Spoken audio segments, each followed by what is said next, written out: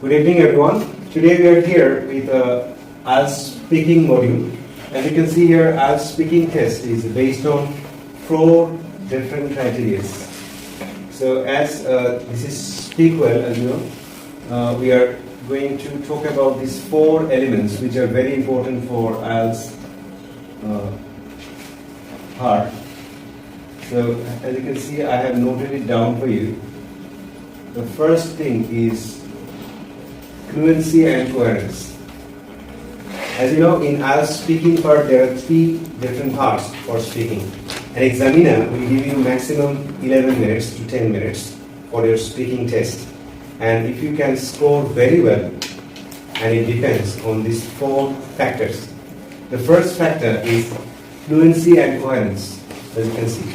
So what is fluency?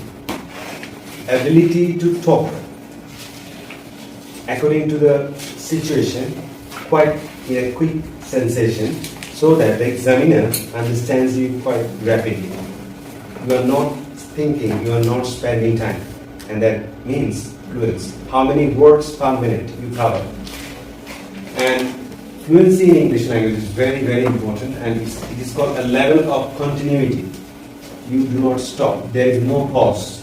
You just keep on saying and saying and saying. This criteria is assessed based on the way of the connectors, pronunciation, and the convention are used in the sentences. So coherence, what do you understand by coherence? You have to relate your idea to the next, afterwards, later on, therefore, moreover, after that, furthermore, at the end, to conclude. So you have to just link up with one after another, so that it becomes well connected. Then comes lexical resources. So what is this? As you know, everybody knows vocabulary, right? So vocabulary plays a very significant part of communication. Suppose think about some words like extraordinary, marvelous, glorious, great, fantastic, right? Superb, exquisite, phenomenal, right? If you use some very powerful words in the high voltage, it sounds nice and it sounds that you know English very well. That is lexical resources. And you should not repeat one word several times. It will be a discredit for sure. Then comes the next, grammatical range and accuracy. Means grammar. Grammar is very important. Suppose you have to maintain subject-verb agreement. You have to maintain. So you definitely takes have. You cannot say you has. It does not make any sense. It does not. It do not make any sense will be incorrect. You have to be very careful about person, verb, number, gender. You cannot say he's instead of are. Bangladesh is my country. I love him very much. Definitely have very much. So you have to be very much accurate when you are delivering your speeches. Do not need to be just focusing on every word, but when you are saying something important, the key information, you have to be very much accurate in that case. So last one is pronunciation. Pronunciation plays a very significant role. So what does it mean? It means we are Bangladeshi, right? In that case, we must be worried about like we are not able to produce the words like the British people or the American people. Do not need to worry about that. Pronunciation is not a big factor, but it has to be understandable to the examiner. Suppose we Chittagonian people might misuse the word.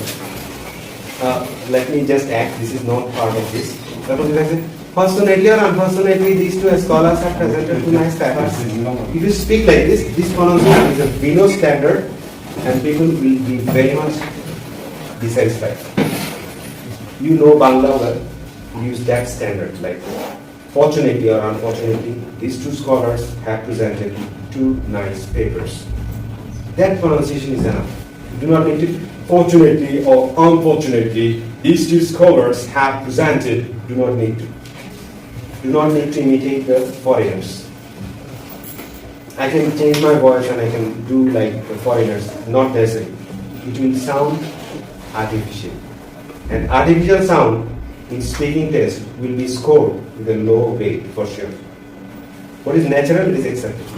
I'll show you a video afterwards. So hopefully I've understood. Yeah. So for pronunciation, you do not need to worry.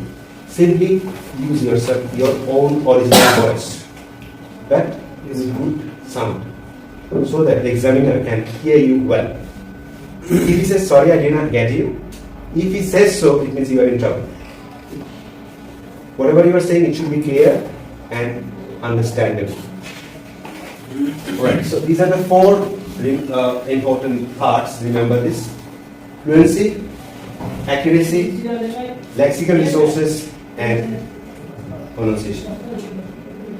Now, sir, what is the technique that you scored well? You got 8, somebody got 9. How is that possible? Definitely there is some technique. So what is that technique? So these are the questions usually students ask. How long does the speaking test take? I already told you 11 to 15 minutes maximum. How many questions will be asked? Not 40, 10 to 15. Do I need to talk for 2 minutes in part 2? Yeah, that sounds better. If you can consistently talk 2 minutes, it means you have the ability to continue your speaking part. Should I give examples to my answers? Not always. When the examiner asks, then you can give examples. Will I get a lower score if I ask to repeat the question? Definitely. You will get a lower score if you repeat the question. Sorry, I didn't get you, sir. Can you repeat the question if you ask? It means you do not have listening ability. Will I get a lower score if I ask the examiner to repeat the question? Not always. Once you could ask, sorry, I didn't get the idea very clearly. Kindly please, could you just tell me the question once again, if you don't mind. If the examiner is very fluent, in that case only once you could do that.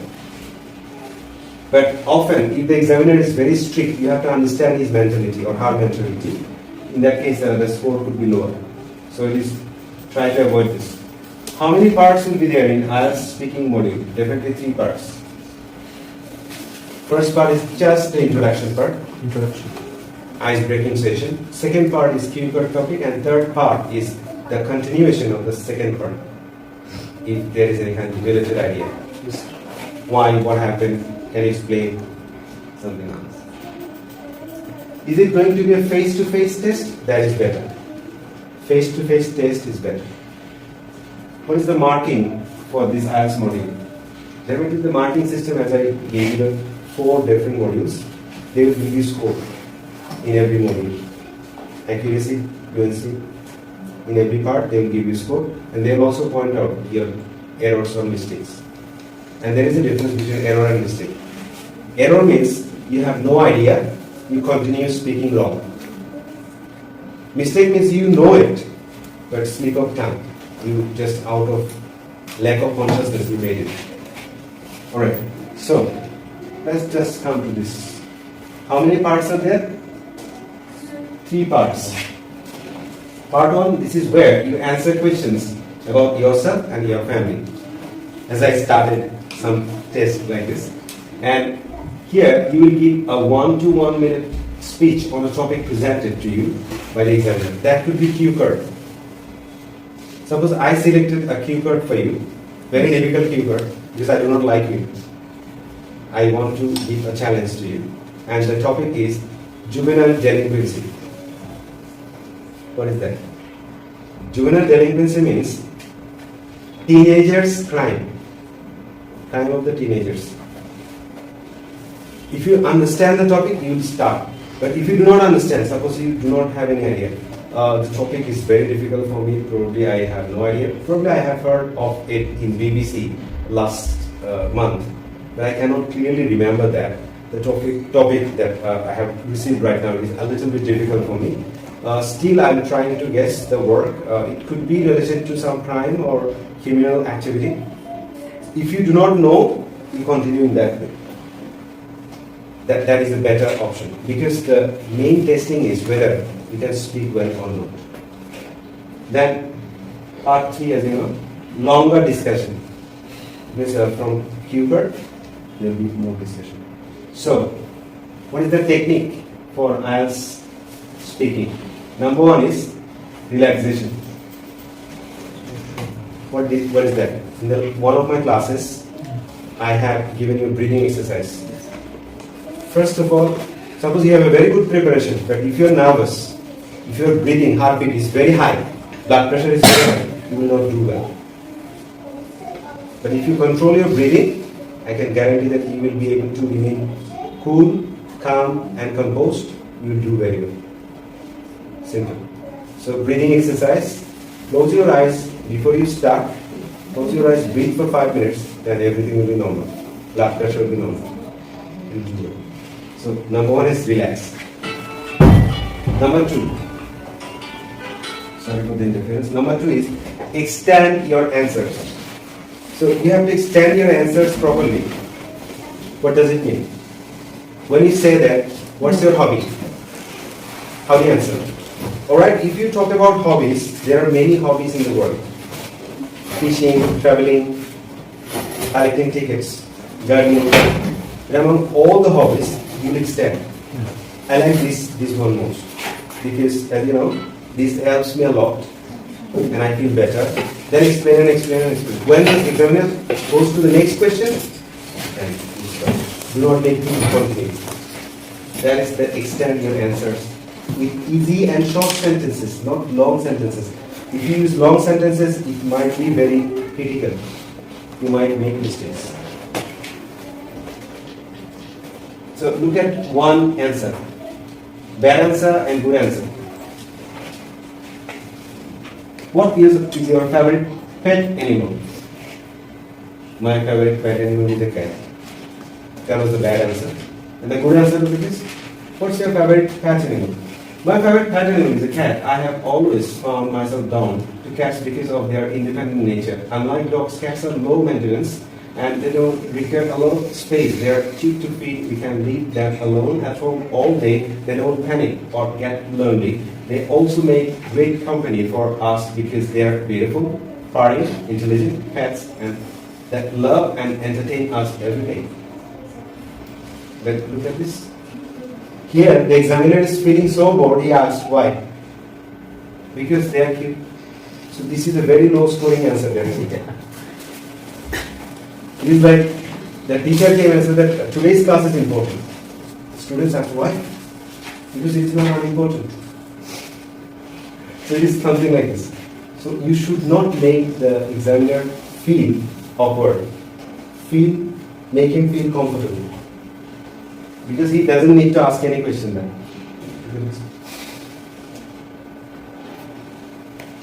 Make the most of your 1 minute. You remember I gave you a topic on introducing yourself, right? Some of you sent the video. So introducing yourself is one of the very quick learning parts where like if you face an embassy or something like this, they will ask you, can you please introduce yourself? They will test your English skill. Whether you got 8 in IELTS, it doesn't matter because probably the question was easy. That's why you got 8. Yeah. So there should be real testing. So introduce yourself, you will start talking. And if you fail to talk properly, it means your scope and your speaking doesn't match. They will reject you. It happens sometimes. But in very rare cases. Alright. So make the most of your 1 minute. 1 minute to answer, cue card topic minute. Don't memorize. Today I want to tell you a very important thing. That is, if you look like this, it means you have memorized probably something. And the examiner will feel awkward. Speak clearly. Speak clearly at a natural speed. I do not need to explain. Don't give up. I told you, right? The topic is difficult. So how will you start? Well, the topic here I got is a little bit difficult, probably unknown to me, I have no idea. I might guess that I have heard of this topic, but I cannot give you the exact meaning, but I can guess. And this way continue saying something. And saying something that the examiner will help you then. Because you will understand that you do not want to give up. That is a very good point, because you have the mental strength. It's a psychological game, remember. Speaking is all about psychological game. Suppose I don't like you. I'm examiner. I want to create a problem for you. But you are mentally so strong, you don't care. Rather, you are rebattling. Then the examiner will think that, yeah, he deserves it. Right. Record yourself. Suppose, how will you prepare yourself? Record your voice and listen. Record your voice and listen. Oh, so boring. Delete it. Again, record.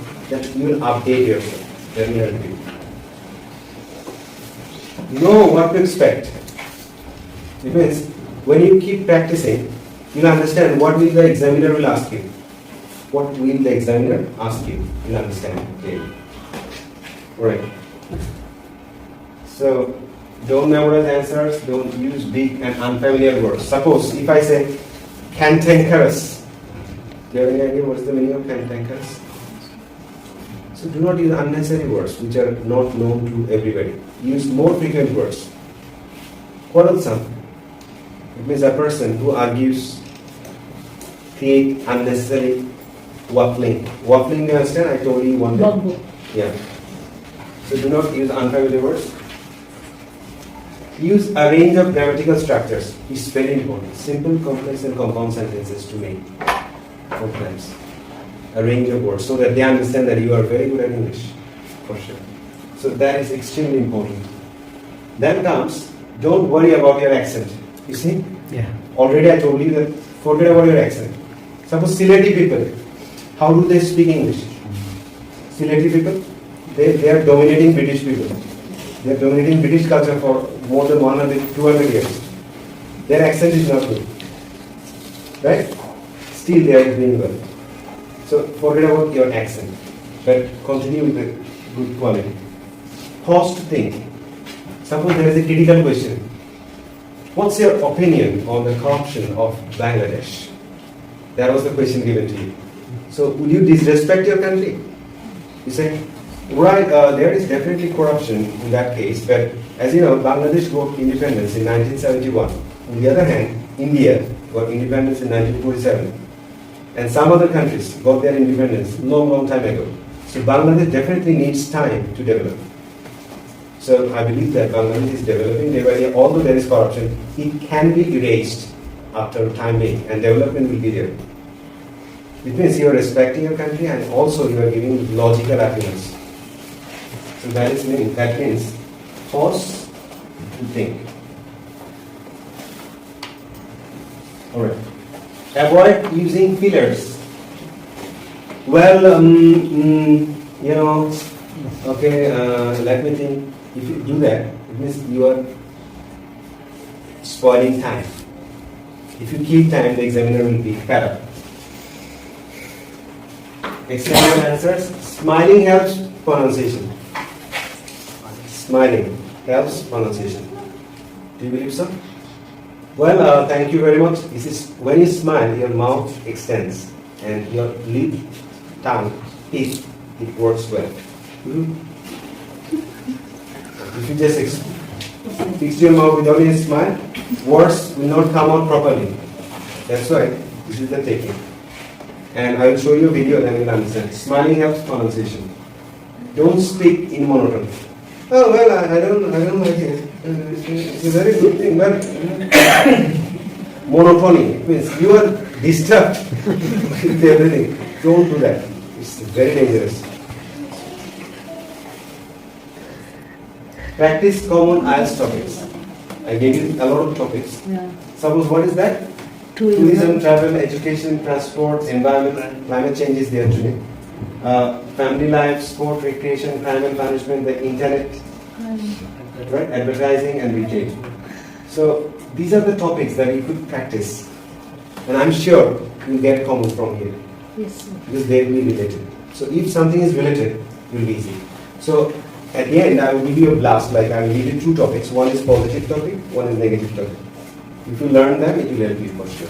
But do not memorize. Simply read and get the concept and then deliver your ideas. So hopefully you got the ideas very clearly.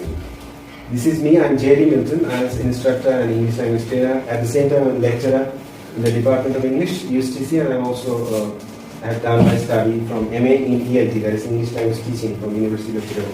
So this is the thing that I wanted to show you, But now, having